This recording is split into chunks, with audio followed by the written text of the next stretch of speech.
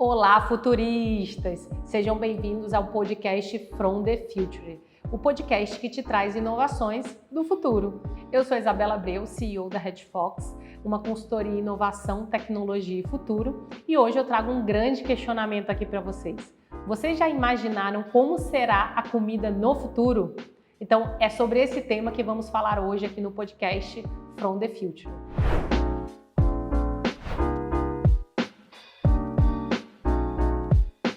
Quando pensamos em comida do futuro, é comum que a gente se lembre dos filmes de ficção científica em que toda comida parece de astronauta, que vamos passar a comer apenas suplementos vitamínicos, mas que o futuro da comida não será bem assim, né? É muito pelo contrário. Hoje em dia a gente sabe que é possível fazer comidas deliciosas e de forma totalmente sustentável, porque as tecnologias das comidas do futuro têm como objetivo ter soluções inteligentes, né, para gerar maior economia e reduzir o desperdício no preparo das refeições. Então, acho que esse aí que é o grande futuro, né, dos alimentos, é redução de desperdício. E aí a tecnologia ela transformou praticamente tudo à nossa volta. E quando o assunto são as comidas, essas mudanças também vão ocorrer e estão ocorrendo, né, de maneira natural. O que nos faltam são ideias para dar mais opções para esses consumidores, né? Então, algumas dessas tecnologias já estão sendo utilizadas a todo vapor, enquanto outras ainda estão engatinhando em testes de laboratório.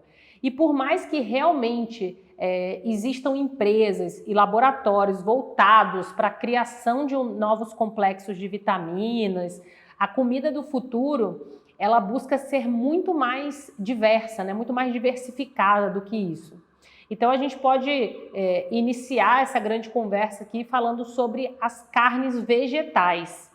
Mas Isa, como assim carnes vegetais, né?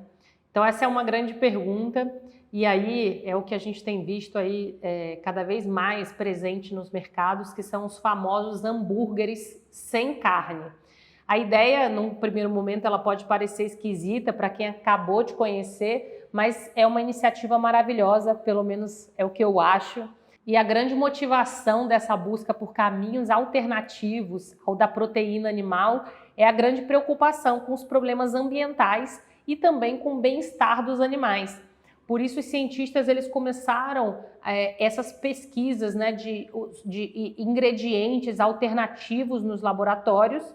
E aí a gente já consegue ver uma crescente exponencial aí de números e de iniciativas em favor da produção de hambúrgueres vegetais. Um grande exemplo disso é o Impossible Burger, feito pela Impossible Foods, que fica no Vale do Silício e que foi fundada por um professor de PhD da Universidade de Stanford.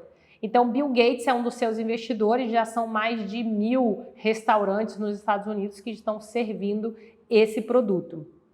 E aí, nessa onda, a gente tem também o Burger King, que entrou na onda com um Whopper de carne vegetal, mas que, né, normalmente essas carnes elas são vegetais, mas elas têm sabor, textura e cor de carne, isso que é o mais interessante. E aqui no Brasil a gente já encontra em alguns supermercados a carne vegetal produzida pela empresa Fazenda do Futuro, que tem também desenvolvido hambúrgueres, almôndegas e até mesmo atum à base de plantas, mas com o mesmo sabor e textura das carnes tradicionais. E aí outra gigante também que tem inovado aí nessa área é a famosa aí Granja Mantiqueira, que é conhecida pelos tradicionais ovos, né, da Granja Mantiqueira, mas que aí a grande Amanda, que tem liderado essa iniciativa, desenvolveu uma food tech chamada Novo, que criou alternativas plant-based para os ovos. E aí esse famoso ovo de planta é um pó que pode ser usado em diversas receitas veganas. Sabemos que sempre que falamos sobre veganismo e vegetarianismo aqui no Brasil acaba ocorrendo sempre uma certa polêmica. Afinal de contas, somos o país do churrasquinho aos domingos, do bife a cavalo com arroz e feijão, enfim, da carne, né, minha gente? Geralmente, esse conservadorismo todo ele vem acompanhado de preconceitos e até mesmo medos. Afinal de contas, é muito difícil a gente conseguir mudar os nossos hábitos alimentares. Mas o caminho que a comida do futuro nos mostra não é para ser autoritário, né? Não é para falar que é somente isso ou aquilo. Ninguém é obrigado a parar de comer carne e, na verdade, a grande intenção dessas food techs é aumentar a variedade nos nossos cardápios e trazer mais opções, né? Então, as dietas flexitarianas, elas têm ganhado bastante popularidade com a criação desses substitutos para carne animal. E aí, essa palavra difícil aí, o flexitarianismo, é um tipo de dieta que vai conter alimentos de origem animal apenas ocasionalmente. Então, essa é a grande diferença do vegetariano normal. A gente pode chamar ele de semi-vegetariano ou de vegetariano flexível. Ela inclui uma porção pequena de peixe ou ave, de preferência uma vez por dia, enfim, e laticínios como iogurte ou queijo, por exemplo. Então, uma vez por semana tem ali a carne vermelha e os artigos científicos, né, eles têm mostrado que essa dieta ela tem benefícios enormes para a saúde. Então, ela consegue melhorar os exames de sangue, melhorar a pressão arterial, diminuir o peso corporal, naturalmente porque ela tem menos gordura e mais fibra. E aí ele dá uma saciedade maior, reduzindo o risco de desenvolver diabetes do tipo 2 e outras doenças, como doenças cardiovasculares. E aí, com essas inovações dessas food techs, a gente pode cuidar também do meio ambiente sem ter que abrir mão do prazer de comer bem, né, não? Então, outra iniciativa que tem se tornado muito popular é o Zero Waste. Como o nome em inglês já diz, é literalmente a tentativa de reduzir o desperdício de comida ao mesmo tempo, né? Então, mas Isa, como é que isso é feito? Existem várias formas, como, por exemplo, o consumo de partes não convencionais dos alimentos do nosso dia a dia. Então, por exemplo, quem tira a casca da banana, porque a casca da banana ela pode se tornar uma fonte de proteína, tanto doce quanto salgada. Então, assim, essa é uma grande forma aí, né, desse novo formato. Então, mais uma das iniciativas que tem mostrado mais impacto é a da startup Comida Invisível, que é uma ideia, a ideia principal aqui do projeto é ser um hub de soluções especialistas em políticas públicas e de redução do desperdício a partir do alimento. E aí, para resolver uma parte importante desse problema, a plataforma Comida Invisível, criada em 2016, está disponível aí em todo o Brasil e conecta quem tem alimentos para doar e quem precisa dele. Então, alguns chefes de cozinha renomados já deixaram seu apoio aí a essa iniciativa, como a Paola Carrocelha e a Bela Gil, não sei se eu pronunciei corretamente o sobrenome dela, se não pronunciei, me desculpe, Paola. E o aplicativo aí deles funciona da seguinte forma: os interessados em ajudar na doação de alimentos, sejam empresas ou pessoas físicas, acessam a plataforma e cadastram lá suas doações de alimentos, incluindo a data de validade, condição dos mesmos e tudo mais.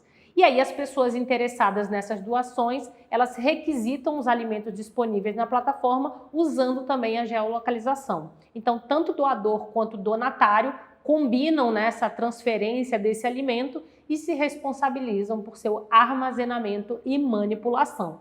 E o resultado tem sido muito animador e promissor. Então, de acordo com os dados aí da startup, mais de 100 empresas hoje já usam a plataforma e apenas nesse ano mais de 430 mil pessoas já foram assistidas por cerca de 200 ONGs. Além disso, ao todo já foram 75.826 quilos de CO2 que foram evitados de serem lançados aí na atmosfera. Então, o CO2 ou dióxido de carbono é o principal gás aí do efeito estufa, responsável pelas crescentes mudanças climáticas. Então, essa redução da emissão de gases funciona de uma forma simples. Quanto menos alimentos forem desperdiçados, menor é a necessidade de produção para reparar esse desperdício. Então, acontece que grande parte dos adubos utilizados na agricultura hoje liberam gases que contribuem para o aumento do efeito estufa. E quanto menos usamos os fertilizantes em excesso, menor é a quantidade de gases liberados na atmosfera. Então, continuar a comer bem e de forma sustentável chega a dar água na boca, né, não? Então, justamente falando nisso, Futuristas, uma startup inglesa chamada Skipping Rocks Lab, desenvolveu um produto revolucionário, uma bolha de água comestível feita para substituir as garrafas plásticas. O produto, batizado de Orro, tem como objetivo de reduzir os gastos de plástico no mundo. Cada bolha de água comestível carrega 250 ml E aí a membrana que compõe um produto, ela é feita de um derivado natural de algas marrons. Ela pode ser colorida e aromatizada de acordo com o fabricante e com a necessidade. E para quem não gostar do sabor, da textura da cápsula, não precisa comer. Há também a opção de tomar o líquido armazenado e depois simplesmente descartá-la sem qualquer prejuízo para o meio ambiente. E aí essa alga ela se decompõe em um período entre 4 e 6 semanas, como se fosse aí um pedaço de fruta. E mais uma vez a inovação nos mostra que a tecnologia está a serviço do ser humano para a construção de uma economia mais consciente sobre o meio ambiente. E aí, naturalmente, investidores e C-levels estão cada vez mais cientes de que, para continuar tendo retornos sustentáveis, é necessário tomar decisões sustentáveis em relação ao planeta e às pessoas, revendo seus métodos, repensando processos, repensando produtos. Então, acho que é isso, gente. Esse aí foi mais um episódio do From the Future. Continue nos apoiando em nossas redes sociais para não perder nenhum episódio. Lembrem-se que viver não é preciso, inovar é preciso.